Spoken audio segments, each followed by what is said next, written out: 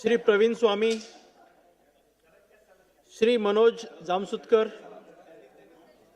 प्रवीण स्वामी या. ऐकू येत नव्हतं.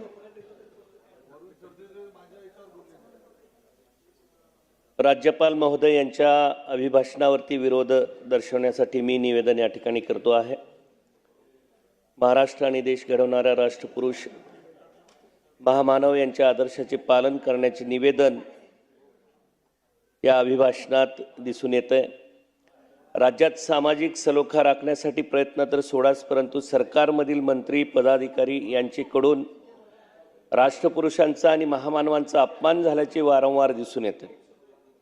यावर प्रतिबंधात्मक उपाय, कठोर कारवाई करण्यासंदर्भात विचार केल्याचं दिसत नाही. राज्यातील शेतकऱ्यांच्या समृद्धीसाठी 2025 ते 2029 AI कृषी धोरण राबवण्यासंदर्भात चर्चा सुरू आहे. AIचा उपयोग शेतीमध्ये करणे महत्त्वाचे असले तरी शेतकऱ्यांची संपूर्ण कर्जमाफी करणे, आत्महत्याग्रस्त शेतकऱ्यांच्या कुटुंबाचे पुनर्वसन करणे, 2024ची अतिवृष्टी 2025 मधील अतिवृष्टीचे अनुदान 100% शेतकऱ्यांना मिळालेले नाही. माझ्या उमरगा लोहारा मतदारसंघातील 30,000 शेतकरी अद्यापही अतिवृष्टी अनुदानापासून वंचित आहेत.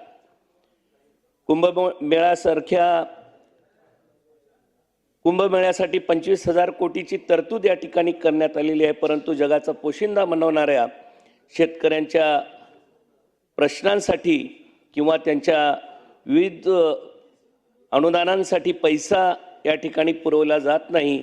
ही खेदाची बाब या ठिकाणी मी नमूद करू इच्छितो. अतिवृष्टीमुळे हजारो हेक्टर शेतामधली माती वाहून गेली, बंधारे वाहून गेले, शेतरस्ते वाहून गेले, जनावरे वाहून गेले. यांच्यावर उपाययोजना करण्यासाठी 32,000 कोटीचं पॅकेज जाहीर केलं होतं, परंतु या पॅकेजपैकी 15,500 कोटी खर्च झाले. उर्वरित निधी खर्च झालेला नाही. तो लवकरात लवकर खर्च करून शेतकऱ्यांना मदत करावी. नोकर भरती, वाढती बेरोजगारी याबाबत नेमक्या कोणत्या उपाययोजना करण्याचे शासनाने ठरवले आहे? शासकीय कार्यालयातील अनेक आस्थापनांवर कंत्राटी तात्पुरत्या स्वरूपामध्ये नेमणुका केलेल्या आहेत, त्यांना कायम करण्याचा विचार केला पाहिजे. आत्ता सध्या आझाद मैदानावर अनेक संघटनांचे आंदोलनं सुरू आहेत.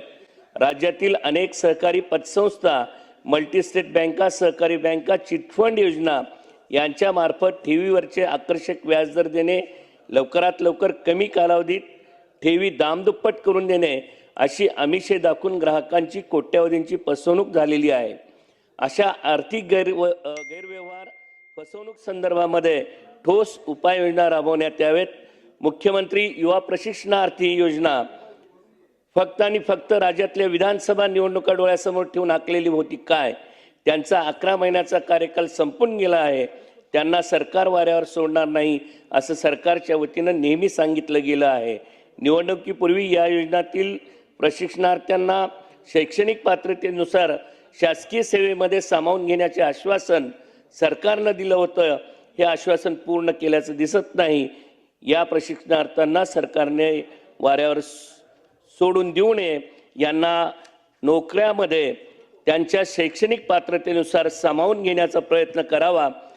अध्यक्ष महोदय, माझी सरकारला विनंती आहे की संगणक परिचालक मानधन 10,000 वर ते काम करत आहेत, त्यांची माफक अपेक्षा आहे.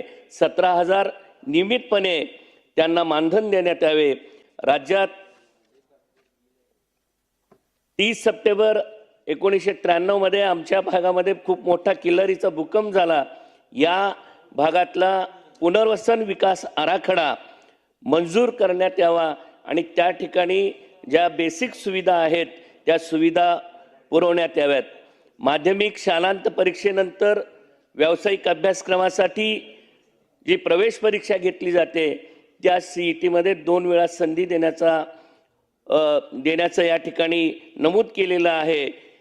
ज्या पद्धतीनं इंजिनिअरिंगसाठी ही CET 2दा आयोजित केली जाते, त्याच पद्धतीनं केंद्र सरकारच्या वतीनं जी नीट परीक्षा वैद्यकीय प्रवेशासाठी घेतली जाते ती देखील 2 वेळा करण्याची शिफारस राज्य सरकारनं केंद्राकडे करावी. अगदी 2 मिनिटामध्ये या ठिकाणी मी संपवणार आहे. 2019-20 साली कोविडमुळे अनेकांचे मृत्यू झाले. ज्या कुटुंबातील कर्ता पुरुष मयत झाला आहे अशा कुटुंबातील विद्यार्थ्यांचे शिक्षण सरकारच्या वतीनं त्याचे शिक्षण पूर्ण होईपर्यंत मोफत द्यावे. व्यावसायिक शिक्षणासह राज्य सरकारने राज्यातील महत्त्वपूर्ण ऐतिहासिक वारसा प्राप्त मंदिरे आणि स्मारकासाठी भरीव निधीची तरतूद केली आहे. सुमारे 3,661 कोटी रुपयांचा विकास आराखडा मंजूर करण्यात आला आहे. यासोबतच मी आपणास विनंती करतो आहे की उमरगा लोहारा तालुक्यातील विधानसभा मतदारसंघामध्ये अनेक शतकांपूर्वी हेमाडपंथी मंदिरं आहेत. त्यामध्ये शिवमंदिर आणि बारवांचा समावेश आहे. आज त्यांची दुरावस्था झालेली आहे. यापैकी काही मंदिरे भग्नावस्थेमध्ये आहेत. ही मंदिरं देखील ऐतिहासिक वारसा जपणारी आहेत. यांच्या देखभाल दुरुस्तीसाठी देखील भरीव निधीची तरतूद या ठिकाणी करावी. विद्यार्थ्यांच्या आत्महत्या रोखण्याच्या संदर्भामध्ये या ठिकाणी धोरण आखल्याचं दिसतंय, परंतु विद्यार्थ्यांच्या आत्महत्या ह्या फक्त स्पर्धेमुळे होतात का याचाही विचार करावा. आणि त्यामध्ये एक दुसरं कारण असं वारंवार लक्षात येत आहे की पालकांच्या अवास्तव अपेक्षा ज्या विद्यार्थ्यांच्या प्रती आहेत त्याचं दडपण घेऊन देखील विद्यार्थ्यांच्या आत्महत्या वाढल्याचे दिसत आहेत. याकरिता ज्या पद्धतीनं विद्यार्थ्यांचं समुपदेशन करण्याची योजना आहे त्याच पद्धतीनं पालकांचं देखील समुपदेशन करण्याची अतिशय आवश्यकता आहे असं मला वाटतं. राज्यातील शिक्षक भरतीसाठी पवित्र पोर्टलची निर्मिती करण्यात आली आहे. महाराष्ट्र राज्य परीक्षा परिषदेच्या वतीनं 4 दिवसापूर्वी 20/2/2026 रोजी एक पत्रक काढण्यात आले आहे. यामध्ये उमेदवारांना शिक्षक भरतीसाठी केवळ 50 पसंतीक्रम नोंदविण्याची अट घातली आहे. ही अट अतिशय जाचक आहे, कारण राज्यात कुठेही नोकरी मिळाली तरी चालेल या भावनेतून राज्यभरातील असंख्य रिक्त जागेसाठी अर्ज करता आले असते. मात्र मर्यादित पसंतीक्रमामुळे सर्व जिल्ह्यात ही संधी उपलब्ध होऊ शकत नाही. परिणामी उमेदवार कायमस्वरूपी स्पर्धेबाहेर फेकला जाण्याची भीती निर्माण झाली आहे. माझी विनंती आहे की लोकशाही व्यवस्थेमध्ये प्रत्येक उमेदवाराला प्रत्येक पात्र जागेसाठी दावा सांगण्याचा अधिकार आहे. म्हणून पवित्र पोर्टल भरती प्रक्रियेमध्ये मर्यादित पसंतीक्रमाची अट रद्द करण्यात यावी आणि तसा दुरुस्ती आदेश या ठिकाणी करण्यात यावे.